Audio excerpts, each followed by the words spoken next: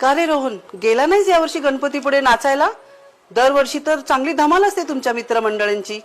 अगं कसली धमाल, यावेळेस नाही जाणार आम्ही गणपतीला. का रे, काय झालं? अगं यावेळेस ना डॉल्बी ना डीजे, मग कसली मज्जा, कसला आनंद. अरे बाळा, आनंद हा हृदयातून असायला हवा. डीजे आणि डॉल्बी नाही तर गणपती नाही का?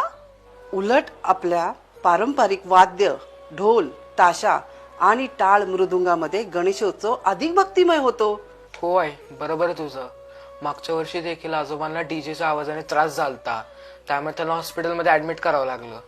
हो तर डीजे मुळे आजोबांनाच नाही तर गावातील वयोवृद्ध आणि लहान मुले आणि गरोदर स्त्रियांना देखील त्रास झाला होता.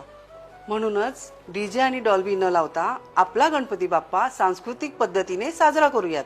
हो आहे, खरंय तुझं. म्हणूनच आपल्या जिल्ह्याचे पोलीस अधीक्षक अतुल कुलकर्णी यांनी नो डीजे नो डॉल्बी हा संकल्प राबवला आहे.